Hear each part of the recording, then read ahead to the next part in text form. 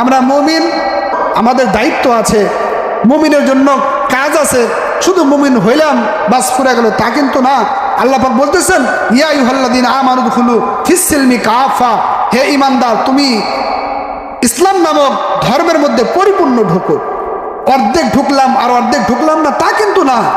আমি মুমিন কালমাধারী, আমি পড়েছি লা ইলাহা ইল্লাল্লাহ মুহাম্মাদুর রাসূলুল্লাহ, বাস এই কালেমা পড়লাম, অন্তর বিশ্বাস করলাম।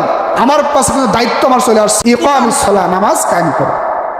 দায়িত্ব আমার ইকামিস সালাহ, নামাজ কায়েম করো। আমার কিন্তু দায়িত্ব আসছে, যদি আমার টাকা থাকে তাহলে যাকাত দিতে হবে, আমার যদি সামর্থ্য থাকে হজ করতে হবে, আমার যদি সামর্থ্য থাকে আমার কোরবানির মৌসুম আসতেছে সামনে, কোরবানি দিতে হবে। মিথ্যে কথা বলা যাবে না, খারাপ কাজ করা যাবে না। কার জন্য? একজন মুমিনের জন্য।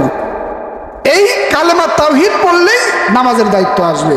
সুতরাং আমি কালেমা পড়ছি, কালেমা আমি মুমিন, আমি ইমানদার, আমি মুসলমান, অথচ মুমিন হওয়ার পরেও শুধু সপ্তাহে জুমার নামাজে আসি, 5 ওয়াক্ত নামাজে শরীক হই না, তাহলে কিন্তু আমি সরাসরি হাকিকতান পরিপূর্ণ ইসলামের মধ্যে কিন্তু আমি ঢুকি নাই। পরিপূর্ণ ইসলামের মধ্যে ঢুকতে হলে আল্লাহ তাআলার পরিপূর্ণ বিধান মানতে হবে। পরিপূর্ণ বিধান যদি মানি তাহলে আমাদের জন্য সুসংবাদ, আমরা তখন মুমিন না, আমরা হাকিকি মুসলমান, হাকিকি মুসলমান।